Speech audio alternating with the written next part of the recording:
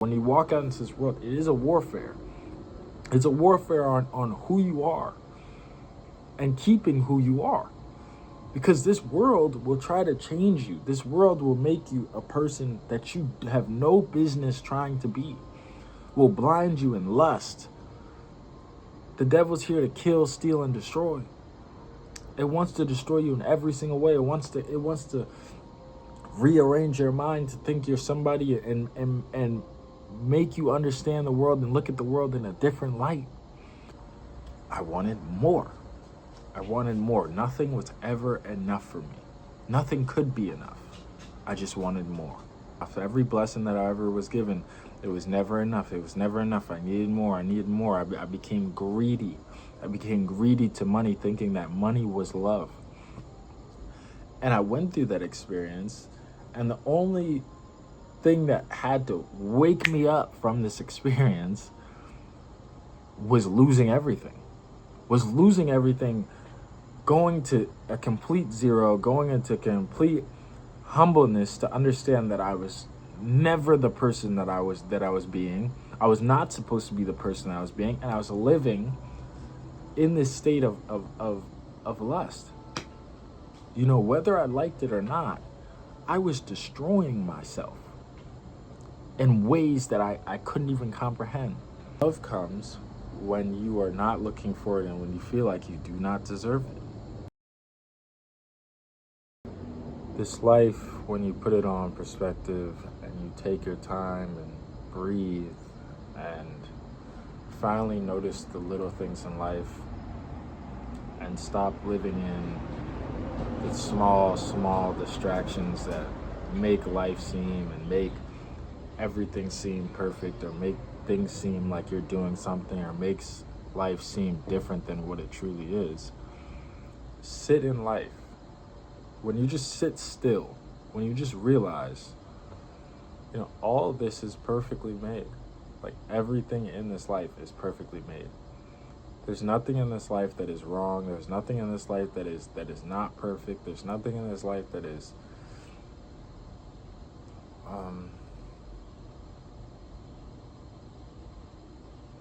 made to destroy you. I used to love to think that life was made to destroy me. That this is an evil world, and this is a place where you cannot be successful, where you can't, and it's against you. It's not against you. It's for you. It's for you to realize and learn the lessons that you need to learn. Some people are put in your life for a reason of a lesson. Some people are put in your life for a season. But all things are happening for a reason. And when I started walking and when I started understanding that everything right now is happening for a reason, when your hardest time's coming and you sit back and you understand, this is happening to better me. This isn't happening to destroy me. This isn't happening to make my heart cold. This is happening for my discernment to grow. This is happening for my character to build. Life is happening for you, not to you. I used to love to think that I was the biggest victim in the world. And that was my biggest problem. And I still have problems today. And it's hard to even grasp all the problems that I have and all the places, like all the ways I have to edit myself to become a better person. But I know today I'm not going to be perfect. So that's the end all be all there. So, I was the biggest victim in the world. I thought life was happening to me, not for me. I didn't understand that all these things shape you. All these things make you. And that term of this is going to make you or break you is so real. Because things can make you a person that you never thought you could be, make you stronger than you never thought you could be, or make you a person that you never were supposed to be, or they can break you and make you nothing. And believe the lie of the devil that you're nothing, that you aren't worth anything, that you can't be anything, that you just aren't. And the thing is, it's like I used to understand and think in my mind that everything negative in the world is the devil. Oh, the devil's a liar. The devil's a liar. The temptation. When in reality, everything is God. Well, at least in my eyes, everything is happening is God. You know, God lets things happen. God lets the devil attack you. God lets these things happen. And I'm not saying that I'm Christian, Muslim. I'm not saying I'm nothing. I'm just talking about life, you know, spiritual warfare. Because when you walk out into this world, it is a warfare. It's a warfare on who you are and keeping who you are. Because this world will try to change you. This world will make you a person that you have no business trying to be. Will blind you in lust. The devil's here to kill, steal, and destroy. It wants to destroy you in every single way. It wants to rearrange your mind to think you're somebody and make you understand the world and look at the world in a different light. You know, there was a point in time, and I say this because it really shaped me and it really turned me into a person I was never supposed to be. And even through the good things, what I'm about to explain, these things, you're attacked. You are getting attacked. Even in the great things that are happening in your life can turn from the biggest blessings to the biggest devils and agents that are destroying you in life. You know, so I began to make a lot of money. For myself at 21, 22 years old. I began to make money. I began to make like a 6-figure paycheck. I was like making like some $8,000 every 2 weeks or something like that. And as I began to make this money, a whole new world opened up to me. Like I was able to go buy this. I was able to go do this. So whenever I had feelings, I was running away from my feelings with money now. And as I say this every single video, but if some of you guys know or do not know, I am sober. I'm sober 3.5 years. I've changed my whole life. My whole life has changed by the grace of God, and I'm not in homelessness anymore, and I'm living a life past my wildest dreams. I'm doing and truly living life in a way that I've never imagined, and I'm farther than I've ever been in life. So getting past that, I unlocked a new version of addiction, a new version I can run away from myself with. And to me, always, when I was thinking about growing and getting money and obtaining more, I always associated more with love. So my version of love was now in results. It always was in results, right? It was something that was always there. I just never noticed it. It was in results. So as this money came, I thought the love would come. I thought the right girl would come. I thought all these things would come. And God has shown me completely different. You know, in that time, I'm chasing and I'm fighting and I'm running away from myself in any possible way that I can through sex, everything but drugs, but sex, lust, pretty much lust, and lust is not just sexual. It's also the illusion of more, wanting more and wanting more and wanting more. That's living in lust as well. I wanted more. Nothing was ever enough for me. Nothing could be enough. I just wanted more. At a point in time, I made a lot of money in crypto in my mind, and I wanted more, and I wanted more, and I wanted more. Nothing was ever enough. Every blessing that I ever was given, it was never enough. It was never enough. I needed more. I became greedy. I became greedy to money, thinking that money was love. And I went through that experience, and the only thing that had to wake me up from this experience was losing everything. Going to a complete zero, going into complete humbleness to understand that I was never the person that I was being. I was not supposed to be the person I was being, and I was living in this state of lust. Whether I liked it or not, I was destroying myself in ways that I couldn't even comprehend.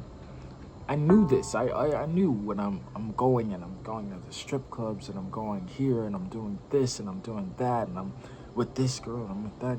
I'm knowing in my mind, I'm like, this isn't right. There's something wrong with this. I'm losing myself. I'm losing myself. And for a very long time there, it wasn't a very long time. And the thing is, when you're caught in an abyss, it does not feel like a long time, but it's a very long time. It was like a span of like 6-8 months, man. And I was a completely different person. And the humbleness that I have in my heart now, after I've lost my job and after I've seen a lower level of income coming in, I truly had to dig into myself and dig into who I am and dig into the things I'm running away from and what love is. Because in that time that I had all these things and I was the picture image of what I thought love was going to be and who I thought I was going to be, this is something I always was going to go through as well. I'm going to always obtain abundance because I'm abundant, right? So I'm going to obtain. But this was something that I was going to go through, and I'm so happy I went through it at 21, 22, and I could have been continuing. So as I was saying, I'm so happy that I'm going through this now because I was only gonna continue to go through it more and more and experience this in a different way, and I will continue to experience this in a different way, and I will continue to have this experience. But I've learned, and the only way I can unlearn it is by pretty much just throwing it out of my mind every time the thought comes. Like just like the sobriety and the things that I went through before, how I realized, the drugs are not going to answer my pain. The drugs are not going to heal my pain. The drugs are not going to do what I think it's doing for me temporarily. Once I realized that, it was like, it's like hard to go back. It's hard to go back to this life, this life of sin, right? And that was something I had to experience. And it's crazy. Love comes when you are not looking for it and when you feel like you do not deserve it, right? At the time, I lost my job. I'm this person, and I meet a girl, and I come into it with this whole ego thing, and I just pray before I meet this girl, and I say, God, help me be myself. Just help me be myself, because right now I don't even know what to rely on. I don't have a big job to rely on. I have this to rely on, that to rely. Like I don't have this whole persona to put up because I don't have it. So I walked in and I was myself, a version of myself. I was a version of myself to start, and then I became myself, and I continued to be myself. And I experienced that's where love comes from. And love is when you're able to be yourself, when you're not hiding and when you're not in lust. That's a different type of love. That's lust. It's almost transactional. It's a transactional relationship. And even so many people I used to hang around, and like people I do hang around, like I see in them like this thing that they're not enough. Like, this person has money, they have this and I don't have this, and they have this and I don't have this, and if I had this, it would just be, oh my God, if I did it. And I say this as well. If I had this, it would just be, oh my God, and da-da. And it's like, no. If you had it, if you lived it, it wouldn't be different. Trust me. Your life is still going to be the same, just in a different view. And this is something I experienced myself. My life is no different. With the 6-figure job, with the version of success of the world, and my life is no different. Without it, it's better, right? And there was times there where the times in my life where I had the most fun, the times in my life where I was the best person I possibly could imagine being, is when I had the least amount. When I had the least amount that I actually thought was worthy of the world. when I wasn't living for the world, when I was living for myself, and when I was living and experiencing life, knowing I was doing what I wanted to do. A part of me, when I came back from my experience of living in Asia and this whole nine, wanted to have the experience of obtaining more and more and more and more, and being simplistic and having this minimalistic lifestyle. It was something I loved, but I said, there's something else out there for me to learn in like my mind. And then I said, I want to obtain that. I want to get a nice car. I wanted this. I wanted that. I wanted this and I wanted that. And it's like, the expression I love is, the more you mess around, the more you find out. You know, the more you mess around, the more you mess around to find out the things that are for you or not for you, the quicker you begin to be you and be the best version of you, right? And I'm not saying I'm perfect. I'm not saying that I know these things, that I'm never going to go back. I'm going to fall. I'm going to continue to fall. But this is a lesson that I've learned. And this is a lesson that I'm going to continue to learn. That this is not the essence of life. Lust is not the essence of life. Things are not the essence of life. Things don't make me, I make me. The worth that I have is completely about who I tell myself I am. And for example, this is something I always wanted to do. I always wanted to have a camera. I always wanted to talk to the camera and just have these talks. And I never really had the courage to be this open with my life and do these things because I was scared of judgment. I was scared of the world. I was scared of people thinking a certain way about me. And I was scared if it would do correct, if it would do right, and people would watch, and if I was worthy enough of people watching. But it's not about the people watching. It's about me putting me out there and being the best me I can be. So with this message, I'm just saying, like, dude, just go be you, bro. Don't live for this world. Don't live for anybody else. Don't live your life trying to impress other people and be something you're not. Because it will never be enough. You'll never be enough. Nothing will ever be enough. Do I want to live that life where nothing is ever enough? No, I don't. I choose this over that every day. Take away everything. I want to be enough. I want to believe I'm enough today. You know.